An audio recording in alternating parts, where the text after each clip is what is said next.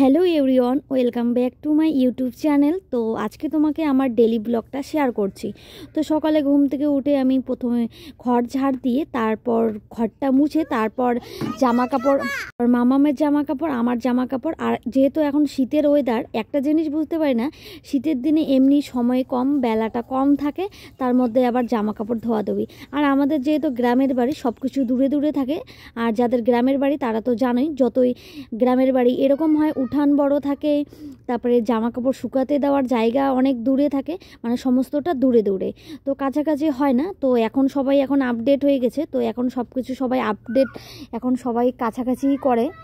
এখন কিন্তু দেখবে সবাই, এখন গ্রামের মানুষও অনেক চালাক হয়ে গেছে, যতটুকু পারে কম সংকীর্ণ জমির মধ্যে বাড়ি ঘর রান্নাঘর সব কিছু একসাথে অ্যাটাচভাবে করতে। আর যেহেতু আমাদের একটু মানে প্রবলেম আছে, ওই প্রবলেমের কারণে আমরা সব কিছু অ্যাডজাস্ট এখনও করিনি, কারণ আমাদের যেহেতু দুটো বাড়ি, তো আমরা আছি এই আশায় যে এরকম হয়ে গেছে, তো জীবনযাপন করতে লাগে। তো আপাতত জীবনযাপন করছি, ফিউচারে অন্যরকম ইচ্ছা আছে। তো আপাতত যেহেতু গ্রামের বাড়িতেই আছি, তো এখানেই আছি, তো কোনো রকম দিন আর কি যাওয়া কথা যাকে বলে। তো তারপর দেখো চা টা করে নিয়ে গেলাম, যেহেতু শ্বশুরমশাই আছে বাইরে, তো বাবাকে চা দিচ্ছি, আর সাথে আরেকজন ছিল তো তাকেও দিলাম। তারপর মাম্মাম ঘুম থেকে উঠে গেল, তো মাম্মামকে ব্রাশ করাবো এখন। তো আমাদের না এখনও কোনো কিছুই কমপ্লিট হয়নি, তো খুব অসুবিধা এখন আপাতত। আর যেহেতু মাম্মাম খুব ছোট, তো কাজের না খুব চাপ, আর যেহেতু ধান গাড়া কাটা এগুলো সব লেগে গেছে, তো সেহেতু মা আর বাবা খুব ব্যস্ত তো বাইরের কাজে। যেহেতু আমরা কৃষিজীবী লোক বলতে গেলে, তো যেহেতু শ্বশুরবাড়ি আমার কৃষিজীবী, তো এখানে ধান কাটা রোয়া গাড়া সমস্তটা মার বাইরে থাকতে হয়। তো যেহেতু লেবার থাকে, তো লেবারদের সাথে থাকতে হয়, আর বাড়ির ভেতরের যত সমস্ত কাজ আছে আমার উপরে, আবার প্লাস বাচ্চা, মানে কয়েকদিন ধরে মানে যা হচ্ছে কি বলবো, আর মানে আমাকেই কাজ করে যেতে হচ্ছে, মানে খুব অস্থিরও লাগছে। মা বলছে কি কেমন মজা কেমন মজা, মা আমাকে কি করে বলছে, বলে কি তোদেরকে না বলছি তোরা চলে যা, ওখানে থাক, কত সুন্দর জায়গা আছে, ওখানে থাক, তোরা এখন এইখানে পড়ে থাকবি, তাহলে এইখানে পড়ে থাকলে কিন্তু তোদের জ্বালা যন্ত্রণা ভুগতেই হবে এরকম। তো আমি হেসে হেসে বললাম, মা কোনো ব্যাপার না, তুমি যেহেতু এরকম করে আমাদেরকে সাপোর্ট করো, ভালোবাসা দিচ্ছ, তো এর থেকে আরও কি, কাজ কোনো ব্যাপার না, ভালো ব্যবহার ভালো থাকাটাই সবথেকে বড় ইম্পর্টেন্ট। তো আমার কিন্তু অনেক কাজ করতে হয়, যেটা সত্যি কথা। তো এখন হচ্ছে কি, যেহেতু বাবার বাড়ি টু শ্বশুর বাড়ি দুই জায়গাতেই থাকি, তো বাবার বাড়ি এসে তো কোনো কাজ করি না, শুধু এই যে শুয়ে বসে এরকম করে মোবাইল খোঁচানো, এগুলোই দিন যায়।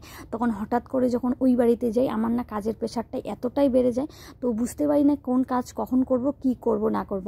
তার জন্য কিন্তু আমার শাশুড়ি প্রায় বলে, তোদেরকে বলছি তোরা চলে যা, তোরা এইভাবে থাকবি, আর এরকম তোদের কাজের প্রবলেম হবে। আর মামামকে যেহেতু স্কুল দেওয়ার সময়ও হয়ে গেছে, তো প্রায় মা বলে এই কথাটা, তোরা এক কাজ কর, ওই বাড়িতে তোরা ঠিকঠাক করে তোরা চলে যা।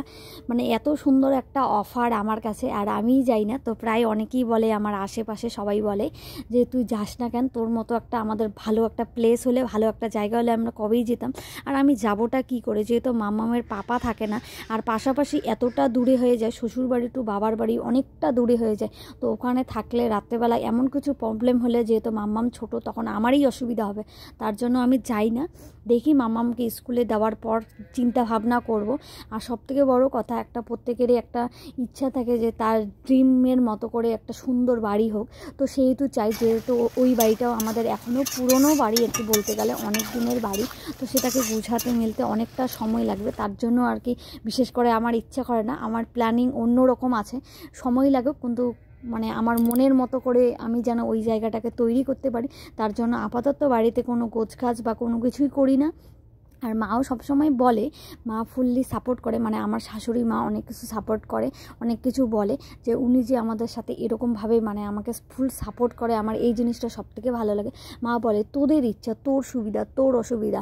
আর মা বোঝে, যেহেতু আমাদের বাড়িতেও ওরকম নিবিকশার পাপা নিবিকশার পিপি ওরাও এতটা মানে কর্মা না যে একদম অনেক কিছু কাজ পারে। তো বলে নিজের বাচ্চা যেহেতু ওরকম, ওরাও জানে ভালোভাবে যে অন্যের বাচ্চা কীরকম। তো এই জিনিসটা আমার খুব ভালো লাগে। কিন্তু বাট কয়েকদিন ধরে কাজ করতে করতে আমার অবস্থাই শেষ হয়ে যাচ্ছে, মানে একা হাতে রান্না করা সমস্তটা করা একদম খুব খারাপ লাগে। তার মধ্যে আরও মাঝখান থেকে শুনতে হয়, কেউ মানে ভাবে হয়তো যে আমার শাশুড়ি মা আমাকে হয়তো বসে বসে খাওয়ায়, কিন্তু একদমই না, মা জানে। আর মা তার জন্য আমাকে ফুল সাপোর্ট করে যে তুই কর, তোর যা খুশি, কিন্তু যতটুকু কাজ করতে হবে এতটুকু তো করতেই হবে। আর জানিসই তো আমাদের কীরকম তাড়াহুড়ো, এরকম আমাদের কাজ বাস এগুলো থাকলে তো খুব অসুবিধা হয়। এই কয়েকদিন থেকে খুব ব্যস্ত আছি, যেহেতু জমিতে ধান লাগানো কাটানো এগুলো হচ্ছে, মানে ধান কাটা ঠাটা হচ্ছে, যা যাবতীয় এগুলো হয়ে গেলে পরে অনেকটা ফ্রি হয়ে যাবে। আর তখন মা একবেলা করবে, আমি একবেলা করব, এরকম করে আমাদের আর কি চলতে থাকবে আর কি। তারপর দেখো বারবার কতবার বিছানা গোছাবো আর কতবার এরকম অবস্থা। অনেকে হয়তো আমাকে যারা সাবস্ক্রাইব করে রাখছে আমার ইউটিউব চ্যানেলের মধ্যে, আবার অনেকে আমাকে চেনে, হয়তো ভাবে যেহেতু আমার বাবার বাড়ি আর শ্বশুর বাড়ির মধ্যে অনেকটাই তফাৎ আছে, অনেকে অনেক কিছু ভাবে হয়তো। তো তাদেরকে একটা কথাই বলবো, আপাতত আমি এরকম করেই জীবনযাপন করছি, কোনো সাজগোজভাবে বা কোনো রকম ঘর দুপুর বা কোনো রকম সাজানো গোছানোর ব্যাপার নেই। আমি ঠাকুর ঘরটা যেহেতু এতটা বড়, তো এখনও ঠাকুর ঘরেও তেমনভাবে সাজগোজ করায়নি। আমার ইচ্ছাটা অনেক মানে অন্যরকম। আর কিছু ঝামেলা আছে আমাদের, এই ঝামেলাগুলো পার হলে, যেহেতু মামামের এত কিছু অনুষ্ঠান প্রোগ্রাম গেল, তারপরে আমাদের বাড়িতে একটার পর একটা প্রোগ্রাম হয়েই আছে। আর সত্যি বলতে এতগুলো প্রোগ্রাম করার পর লাখে লাখে টাকা যাওয়ার পর শ্বশুরের অসুস্থতা, তারপরে ননদের বিয়ে, মামামের অন্নপ্রাশন, মামামের বার্থডে, তারপর ছোটোখাটো পুজো পার্বণ এটা ওটা হতেই আছে। তো তার জন্য আর কি বলবো তোমার, মানে তার জন্য আমাদের কিছুই কমপ্লিট করা হয়নি। এরকম করে যেহেতু আমাকে ডেইলি ব্লগ করতেই হবে, তার জন্য ভাবি এরকম একটা অগোছালো পরিবেশের সাথেই তোমাদেরকে ভিডিওগুলো শেয়ার করি। জানি না তোমাদের হয়তো কেমন লাগে হয়তো। আর সাজানো গোছানো পরিবেশ, সাজানো গোছানো সব কিছু দেখতে একটু ভালোই লাগে, কিন্তু কি করব, গরিবের সংসার এইভাবেই চলতে হবে, এইভাবেই থাকতে হবে।